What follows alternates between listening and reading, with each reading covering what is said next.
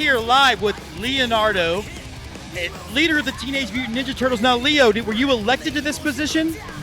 Yes, I was. Very cool. Well, congratulations. Now, did you celebrate with pizza? I did. Celebrated with a lot of pizzas. A lot of pizza. What's your favorite? What's your go-to topping? I like a lot of vegetables. Obviously, I don't like to eat beef or animals. Okay. What brings you out to the West Michigan Whitecaps? Why did you want to come out to this game? This is the best team in Grand Rapids on the east side of Michigan that they have. You heard it here from Leonardo, head of the Teenage Mutant Ninja Turtles. So much more than just one hero and a half shell. This is Let's Get To.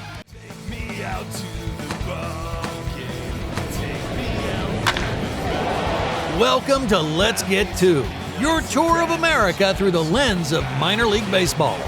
Baseball from sea to shining sea. And now, the first pitch.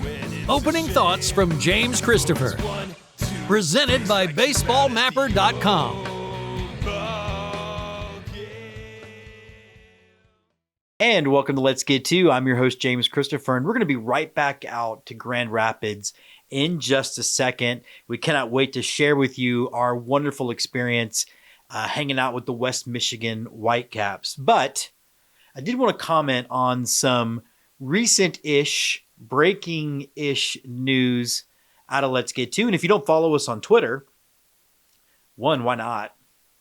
But two, for you, this really will be breaking news. We are super excited to welcome Erik Mertens, Erik the Peanut Guy, to our show. Erik will be coming on not just to keep providing some of the great content that he provides, but also as a producer, as we continue to shape this show and kind of change and adapt and just make it the best possible show that we can make it. We're tremendously excited to have him. And I want to talk a little bit about why. First of all, if you've met Erik and you've spent more than 5 minutes with him, you already know that he's the kind of person that just makes you feel better being around him. He also, I think, as much as anybody, really is emblematic of what this show is about, this show's mission. Because we have a mission. Yes, we are about experiencing minor league baseball from town to town across this country that I love. I've joked that it's kind of like those issues of Captain America when he will just ride his motorcycle around meeting America. It is that. What it also is, and I feel like it's become this more and more with each year that we do the show, is sort of a 9-inning break, a 9-inning respite from a world that isn't very nice and isn't very positive and isn't very supportive anymore. And so it's really felt like it's become my mission to be positive, to be supportive, to provide a place where everybody can come and enjoy some baseball talk and put all those things aside. Put January 6th aside and COVID and the war in Ukraine and all the uncertainty, the high gas prices. We want this to be, for you, a break from all of that. We want to bring you the positive stories of minor league baseball, and that's exactly what Erik is here to do. And he's also here to make sure that we stay on our mission and also to help, again, evolve the show. We've got a lot of big plans for the show. We've got even bigger dreams for the show. And I love the team we've put together. I love that we've added Erik to this group. And what it also means is sort of an increased title and increased responsibility for Andy and Scott, who will move into a role as executive producer of the show. Jessica sort of going to take over a creative director type of position. And then it means Andrew and Erik will become full producers. And then we're still super excited to have both Timothy and Jess as associate producers. So that's our news. If you know Erik, you're excited for us. You know exactly what he's going to bring to our show. And I, for one, cannot wait to see how this relationship plays out. But now, back to me, Jessica, and Scott in West Michigan watching the Whitecaps. On the St. Louis team, we have who's on first, what's on second, I don't know's on third. That's what I want to find out. I want you to tell me the names of the fellas on the St. Louis team. I'm telling you, who's on first, what's on second, I don't know's on third. Do you know the fellas' names? Yes.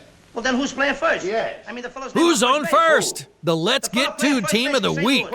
The guy on first base. Presented by the Baseball Bucket List Podcast. I'm not asking you, I'm telling you, who is on first? I'm asking you who's on first. That's the And Steve, real quick, pronounce your last name for me. Yep, just a second. Let me get this off here. Okay. VanWagoner. VanWagoner. Okay. So it's one word. Yep. Capital VAN, capital WAGONER. You got it. All right, here we go. And we're excited to kick off our coverage of the West Michigan Whitecaps. We've got Steve VanWagoner from the Whitecaps on the show. Steve, I know you set up a great view for us. Are we down at the ballpark level? We are. We're actually in the home team dugout right here. This is where the Whitecaps hang out during the games. I was up on the concourse, had a beautiful sight. It started to rain a little bit, so I came down to the dugout, which is even a little more friendly down here even. So let's hope the rain is it gets it all out of it this morning, so we have nothing but blue skies on Friday. Before we jump into the interview, though, I got to tell you, I've actually been to the ballpark. Last year we were driving up we covered Traverse City and Kalamazoo, and saw the ballpark pulled in, and whoever was running the team story bought some stuff and let us look at the concourse. So we've already done our advanced scouting for the trip.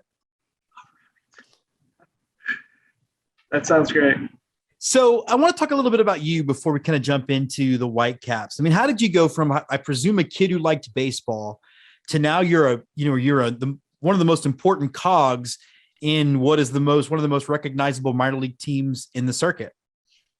So I grew up in Belding, Michigan. It's about 30 miles northeast of Comstock Park. And people in West Michigan would know the two family-owned, privately held businesses that I worked for 23 years for Meyer stores, big Northwest retail chain, and then Celebration Cinema, which was Lokes Theaters. They had 13 locations, 156 screens in 6 different markets, and that was great. And I was vice president of marketing there. And then came the opportunity to come to the Whitecaps. And I've been playing baseball since I was 5 years old. And I knew the people here because I'd worked through sponsorships with them for 25 years. And this was a great move. So the general manager here actually went to Traverse City, where you mentioned, to be the general manager of the Pit Spitters. So that's how this job opened up. And so I called the folks here and said, hey, it sounds like you need a marketing director. And so here we are. And we're at LMCU Ballpark. My window has a view of the ball field. And even in the wintertime, it's magical. I've actually seen some of the photos y'all's team posted of winter. It actually does look really, really cool. I get a little FOMO with my 55-degree Christmas down here in Texas.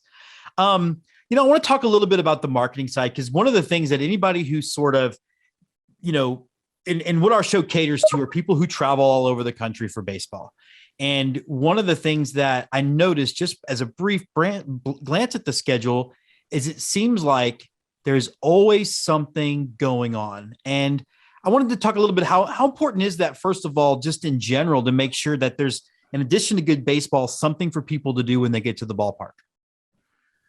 We like to say that every home game is a different party. So that experience is it's paramount. Last night we had a fan who was from the Netherlands. And she was with some friends, never been to a baseball game before, just visiting America. And so when I found that out, I went and got her a baseball and a Whitecaps hat, right? So you go down, you give them the Whitecaps hat, you give them the baseball, and she was thrilled. And her family actually started crying because they were just like, this is the best thing ever. So the experience for people is most important. So we have all kinds of fun. We got the traditional Dizzy Bat race and those types of things, but we do some other things. Redneck horseshoes, where we're playing horseshoes with toilet bowl seats, and we've got my favorite is the bubble brawl. Those are those big. Oh, those are great. Yeah. We put our interns in those, and they run, and some of these people are really big. The women are very athletic, and they just crash into each other, and it always gets the crowd go, and they always ooh and ah. And when you get 7,000 people oohing and on, it's the best feeling. So that experience, along with the food, craft beers, and all of that it's really important. I'm really excited for the craft beer because I think I always find it frustrating when I travel to a ballpark and, I look at the show. I'm an Army vet. I look at the show like Captain America comics when I'm going to go explore the country, and I'm doing it through the sport. And I go to this really cool small town and I see microbrews and I walk in the ballpark and there's a Bud Light waiting for me. So I love the idea of getting to taste the community through craft beer. That's a great point, because that's happening here. In fact, Grand Rapids has been dubbed Beer City, the beer city in America. And so we're gonna have a game. We have an alternate persona called the Beer City Bunghammers. So once a year we become the Beer City Bunghammers. You've got the barrel of beer. It's got a hole in it where the beer went into. You put the bung stopper in the hole and then you whack it with the bung hammer to keep it in place.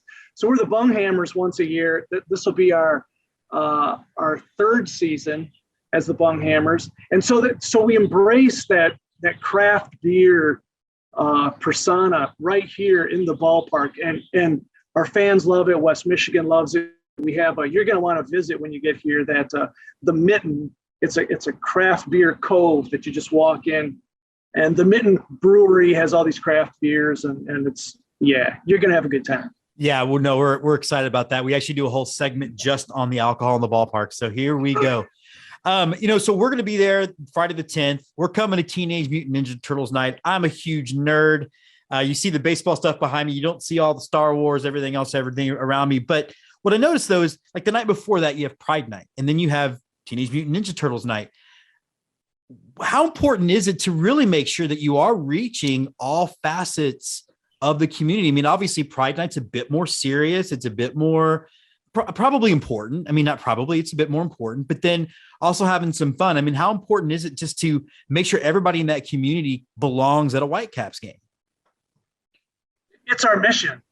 Our mission is to create family-friendly, affordable entertainment for everybody in West Michigan that is helpful to the community.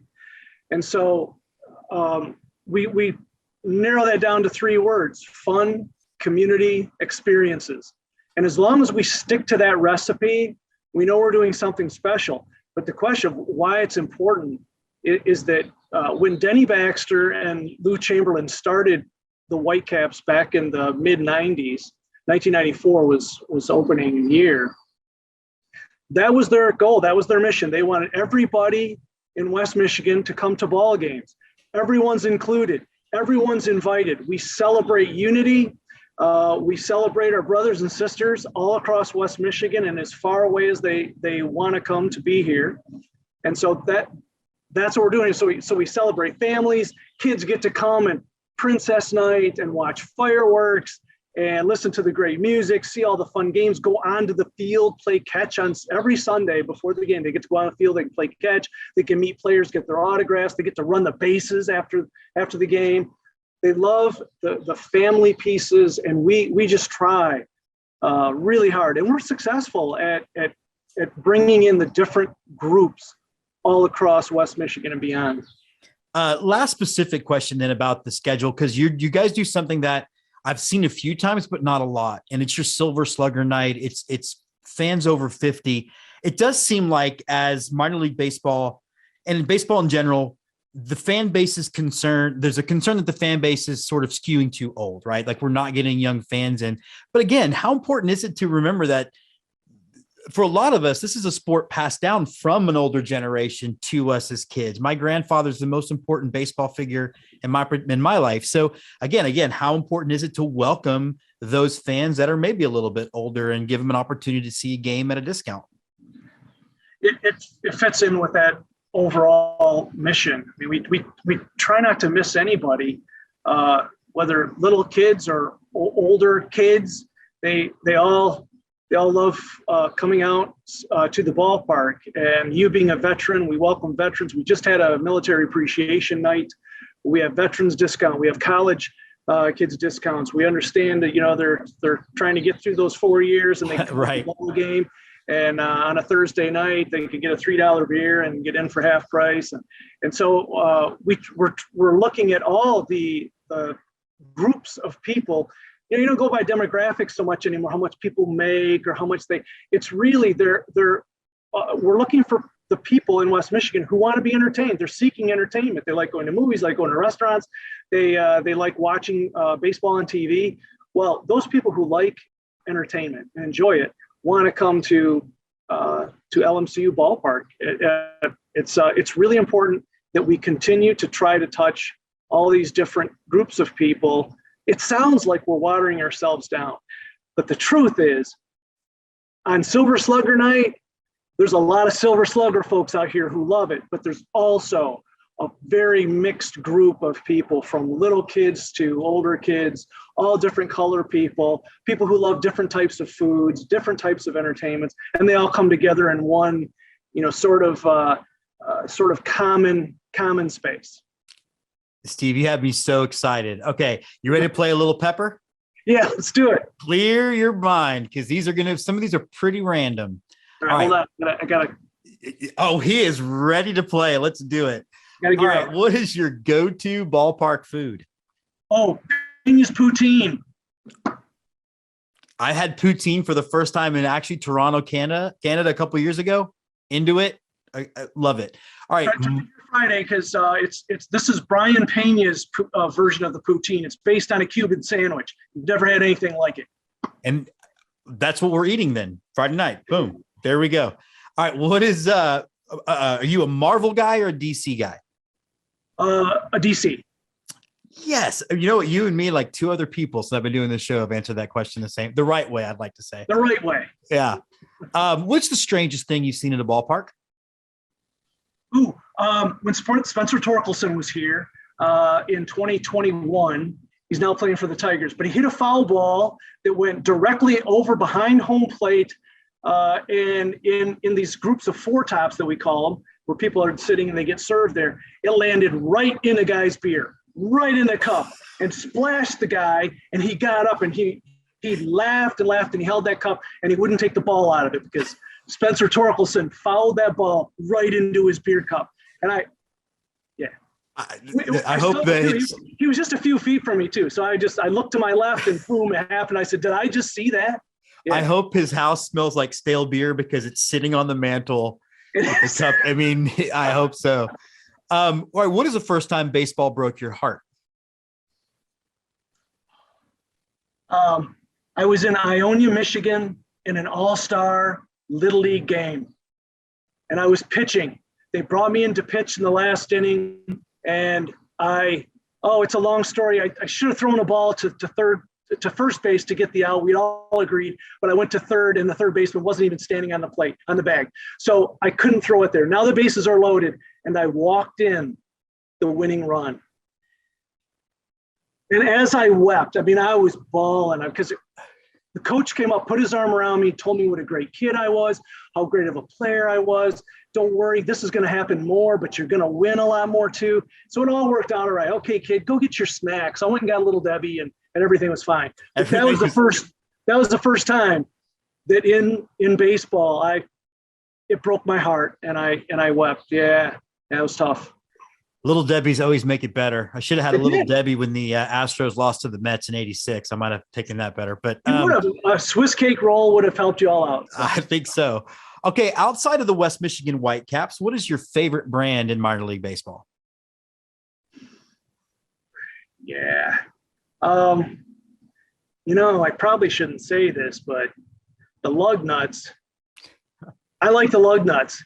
And it's because of, I believe, because of how much time I spent in Lansing, in my other positions in theater and in retail. So I grew to love Lansing, but the lug nuts, I feel like because we're arch rivals, they're less than an hour away. Yeah. And so in fact, we're playing them right now as we speak, and you'll see them play the lug nuts. So we call it Crush the Nuts Week. And so it's really good. But the lug nuts with the whole car industry and all of that in Lansing, it's blue collar, and I love it. And I love that they're our arch rival. We love making fun of them, and they do with us. And so I'm going with the lug nuts. Yeah, a few years ago, they had that Smokey and the Bandit night, and the jersey was just beautiful. Yeah. Okay, dogs or cats? Oh, dogs. Star Wars or Jaws? Star Wars. Kevin Costner as a cowboy or a ball player? Ball player. And when you go to a new ballpark, where's your favorite spot to sit? I'm going to sit in the bowl, and I'm going to sit along usually third baseline. I tend to get more foul balls that way. Okay. And then final question. Whenever you're jonesing for baseball and it's the off season, what's your go-to baseball movie? Moneyball. In fact, Moneyball is my favorite movie of all time. And I spent 12 years in the movie industry.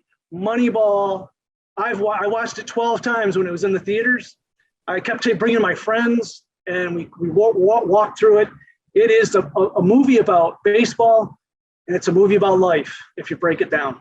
I actually run a film program. I teach film. I'm a filmmaker by trade, and I teach that in my editing class every year because there's not a lot of baseball in it for it being a great baseball movie. And I think a lot of that is how the movie's put together. Such a good movie. Love it. Well, Steve, he is Steve VanWagoner of your West Michigan Whitecaps. We'll see you in a couple of days. Thanks for jumping on Let's Get To. All right. Sounds good. We'll see you on Friday, and go Caps.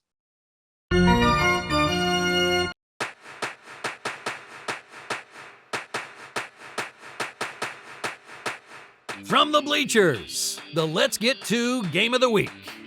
Don't you dare look back. Just take your eyes on me. I said you're holding back. She said, shut up and... Okay, sorry.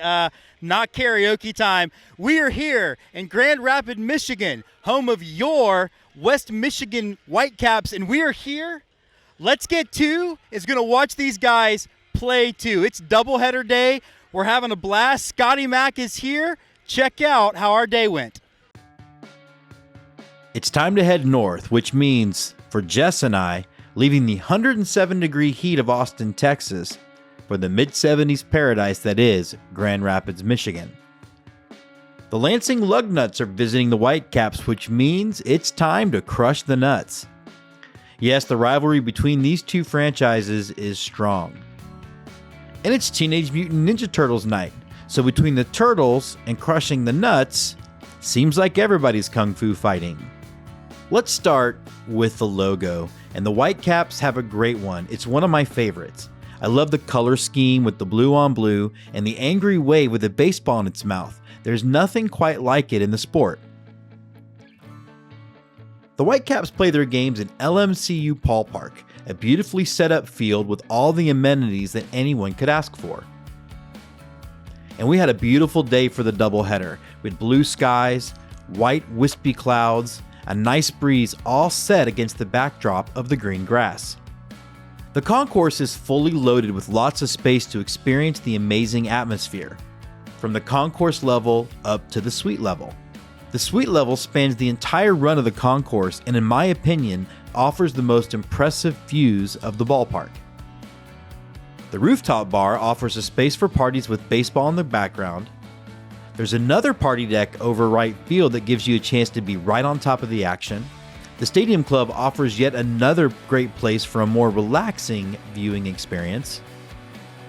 There are lounge chairs and tables along the left field line, while covered picnic tables and really cool swivel chairs line the right. The outfield dimensions make for an interesting playing space, where the alleys play incredibly deep in some parts of the ballpark. Scott McEntire was really in love with this feature, and so yes, that makes it your Scotty Mac's dimension porn of the game. I was a big fan of the electronic scoreboard that's made to look like an old-fashioned handheld scoreboard. I love those. And I thought it was a really cool move to keep track of the parent club, the Detroit Tigers. Just a nice touch. The modern history of the Whitecaps is on display, including 3 titles hanging proudly above the press box. But the past is on display too. For example, a plaque honoring the Grand Rapids Black Sox. For as beautiful as the ballpark is, It's the atmosphere that really makes a night at LMCU Ballpark special. There's not one, not two, but three cute mascots in Crash the River Rascal, Roxy the River Rascal, and Frankie the Swimming Pig. You also see the ballpark staff interacting with all the fans, including leading them in the chicken dance. So much fun, and definitely reminded me of going to a lot of Polish weddings as a kid. You have your standard random games between innings like catching frisbee and pizza boxes, which is perfect for TMNT night. So all I can say is, cowabunga, dude. And like I said, it's Teenage Mutant Ninja Turtles night, which is the first time I've actually ever seen this theme night, and I really appreciate something original at the ballpark. The Whitecaps were excited too, dressed in really cool Teenage Mutant Ninja Turtle inspired uniforms that they auctioned off. They're big fans of Leonardo, and who can blame them? Leonardo is basically Captain America of the TMNT. The food offerings were all over the place in the best possible way, providing yumminess for anyone's palate. But for me, the piece de resistance was piñas poutine, spicy pickled fries, waffle fries, pulled pork, and spicy cheese curds. One of the best elements of the game, and what struck me as just being really incredible, were the fans. First, both games of the doubleheader were packed, including the game that started like 5 o'clock on a weeknight. They cheered for their Whitecaps, they booed the umps, and then they booed the ump even more when a guy got ejected. And of course, they stretched. This was also a really fun game to watch on a personal level, and these were things that I just didn't know were possible because I don't typically look at the player angle of minor league baseball. Our show is about the experience. But I loved getting to see Longhorn great Ty Madden on the bump, and then seeing Trey Cruz, the grandson of Jose Cruz, one of my longtime Astros heroes, hitting a 3-run jack really made the afternoon. And I definitely tried to start the Trey Cruz chant, and I'd like to think if that thing picks up, it'll be because of me. The Caps won Game 1, day turned to night, and despite 14 innings of the greatest game ever invented, the whole day passed too quickly. I picked up some cool advertisement materials for the show. Our newest member of the team, Tops, the Around the Hornosaurus, had a great time in the outfield grass. Reuniting with Scott for the first of 5 games together, it's always a blast hanging out with him. No one knows more about baseball, and he's so instrumental in the founding of this show. And of course, being on the field with the First Lady of minor league baseball makes any game so much better. LMCU Ballpark is a gem. It's a shining star on the MILB landscape, and they're doing their best to serve fans from Grand Rapids and elsewhere. This should be a must-stop on your baseball travel list. You're not going to find a better ballpark or a better group of people. And with an airport in town, you can land, see one of the best baseball experiences you'll ever have, and then branch out to see some of the great baseball offerings that the state of Michigan has to offer.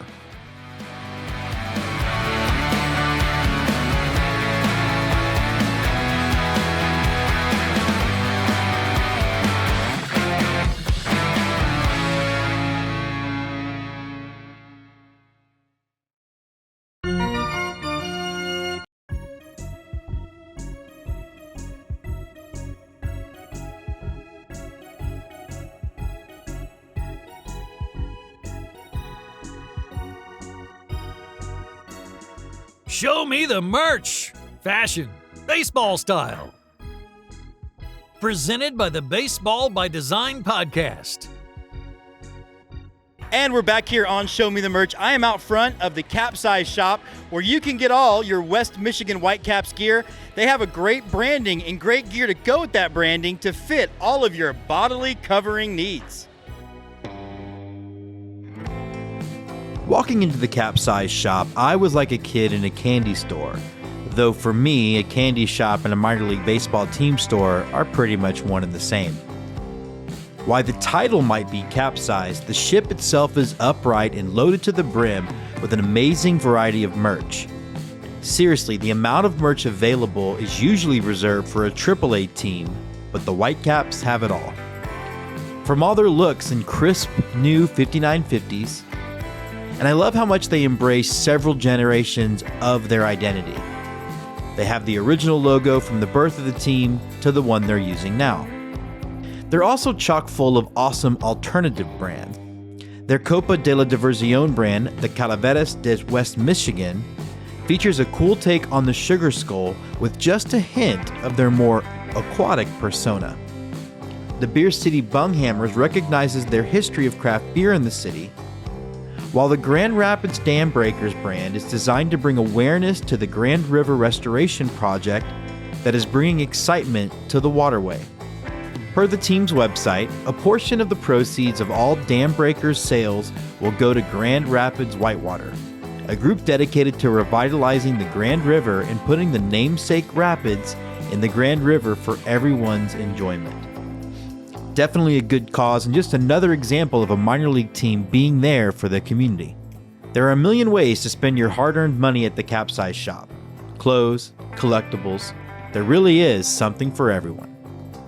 So again, make sure you go to the Whitecaps website to get all of your Whitecaps gear, or come out to LMCU Ballpark and get it in person. But remember, it's very important that you buy anything West Michigan Whitecaps from the Whitecaps, not from MILB, not from 47 brand, from the Whitecaps.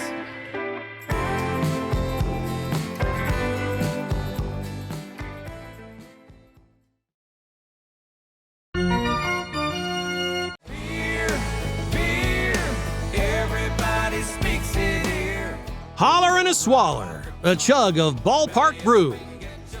Presented by The Hitter Sports. All right, we're back here on Holler and a Swaller, presented by The Hitter Sports. Hold on. He's real. Scotty Mac is here and on the show. I'm here, and I'm drinking a very large beer. It is from the Mitten Brewing Company, the Mango Gold that's local. That's presented back here at the Craft Clubhouse that folks can see right back there behind us. And tell them what you've got. I've got from Brewery Vivant, correct, and I've got you bought it for me. The Grand Lager from Brewery Vivant, which is local here, and apparently they have great food, because when I asked somebody about Brewery Vivant, that's what they said. Hey, great little place. They got some great food too. You ought to stop by. It's a real neat deal. It's a real neat deal. All right, so what's kind of cool is, obviously, if you can see behind us, the concourse is just completely crowded and slammed with people. We've got folks popping in and waving. Everybody's waiting for the doubleheader. Yeah, we're in between games. And what better time to drink a big old beer? And by the way, I just took my first sip of this Mango Gold. Dude, seriously, this is what you want on a hot summer day. Not that it's that hot here in southern Michigan, but it's summer, right? It's not cold. It's going to get a lot colder. It's going to get, especially here. Yeah. Overall, I've absolutely loved this experience. I love the ballpark. I love the brand. I love that the crowd, the stadium was half full for a 5 o'clock start on a Friday. Unbelievable. Yeah, the ballpark itself, I'm amazed by it. I think it's great. You've got a lot of local advertising and sponsorship out here, which you love to see. You love to see a community coming together for their ballpark, and they've really done that here, and you can sense it throughout the crowd. These folks know baseball, and they're here to be entertained. I love this crowd. It really does, though. It does matter. Like seeing local businesses. It's this is all supposed to be we're fixing baseball by thinking globally and acting locally. Is that what they say? Yeah, but that sounds good. It looks good on paper. But let me tell you, when you look out here and you see like Founders Brewery and this Mitten Brewery behind us, Lake Michigan Credit Union sponsoring the place, Meyer grocery stores. I'm looking around. What else? Pioneer State Mutual. Man, I mean, it's everywhere. These folks matter. They care. And these folks love their West Michigan Whitecaps, and for good reason. I mean, it's a great ballpark. It's a great environment. The staff here has done great. This is a return trip for me. This is a great place. Absolutely, it's a return trip.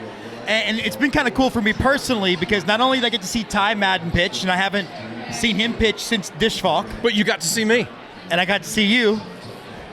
But I also got to see Trey Cruz, Jose Cruz's grandson, and I was trying to do the Cruz. I don't know if it's going to... it's going to take him a while, but by the time he gets to Detroit, I'm sure that... It's kind of weird. You start off on the west side of the state, you make a big, long trip, and you hope to make it to the east side of the state and make a lot more money playing baseball for sure. No, but he sent a deep poke over the 402 sign there in dead center. This is a cavernous ballpark. That was a monstrous shot. We saw 2 triples by the same player in the first game. It was great. It's great. It's been great. Now we got another game to go, and then you're going to be back on this segment next week because we're shooting it tomorrow. Till then, holler and a swaller, baby.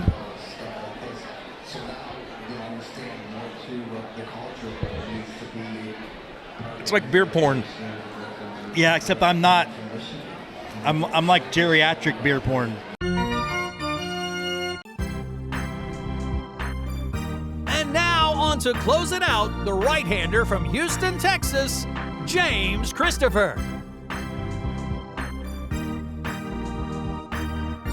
So that does wrap us up from LMCU Ballpark, home of your West Michigan Whitecaps. We had a great time, double headers, Teenage Mutant Ninja Turtles, everything you're looking for in minor league baseball. We will be back next week with the Traverse City Pit Spitters. And until then, get out to your local baseball team, go see the greatest game ever invented, get you some peanuts, get you some Cracker Jack, and most importantly, let's get to. Let's Get To is presented by Twitchy Dolphin Media. Executive produced by Jessica Bybee-Jedgetts. Produced by Andy Tomcheson, Scott McEntire, and James Christopher. Associate producers Andrew Nelson, Timothy Jedgetts, and Jess Canaster. Music by Andy Bertelson, Grace Usselman, and On Holiday. All content created by Let's Get To is the sole property of Twitchy Dolphin Media. All content created by teams covered in the episode are the sole property of the trademark holders. Let's Get To is a proud member of Curved Brim Media.